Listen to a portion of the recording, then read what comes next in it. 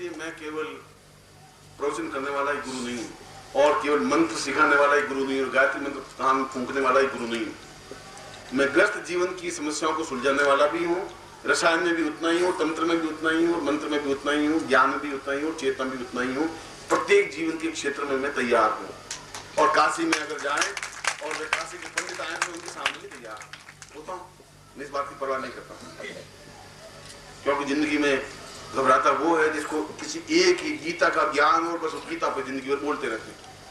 किसी को रामायण का ज्ञान होता है, वो जिंदगी में रामायण की चौपाई बोलते रहते। उनको कहिए आप कोई सूर के बारे में, सूर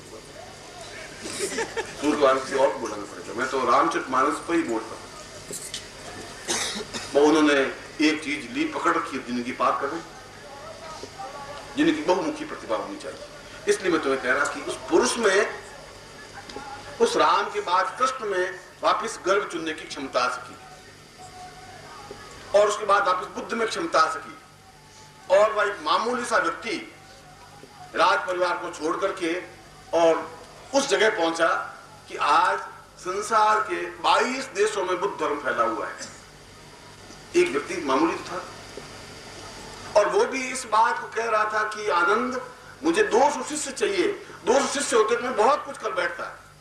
दुर्भाग्य है आनंद की मैं 200 शिष्य प्राप्त नहीं कर पाया। ये गुरु के सामने बहुत बड़ी एक दुर्घटना होती है। ये उसका अफसोस रहता है। उसको समर्पित जो शिष्य मिलने चाहिए वो नहीं होते, तब उसको अपने आप बहुत दबोच करके जिंदा रहना पड़ता है। आप होठों से मुझे गुरु गुरु कहें और पांव दबा ले आकर के, ऐसी पाखंड मुझे नहीं चाहिए। उस पाखंड को मैं बहुत ज्यादा पसंद करता ही नहीं। मुझे ऐसी इच्छा नहीं होती कि आप मेरे चरणों को धोए पिए रहे।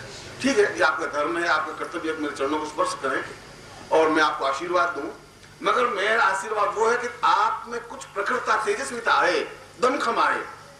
गिड़गिड़ाने वाली बात नहीं हो, चुनौतियों वाली बात हो, सामने खड़े होकर बात करने की क्षमता हो, चाहे वो योगी हो, चाहे सन्यासी हो, चाहे तांत्रिक हो, चाहे देवता हो और चाहे मनुष्य हो।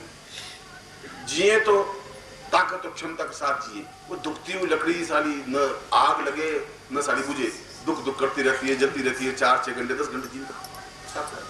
तुम ऐसी जिंदगी जी रहे, कभी औरत को मना रहे हो, कभी बेटे को मना रहे हो, कभी भाई को मना रहे हो, कभी पड़ोसी को मना रहे हो, कभी अफसर से आज और छुट्टी चाहिए जाना, नहीं अभी नहीं जा सकते, नवरात्रि का टाइम है, आप जाएंगे। अच्छा अच्छा, तुम्हें ताकत हो तो आंख के आंख सामने खड़े कर छुट्टी तुझे देनी है, क्या विचार किया तुम्हारा?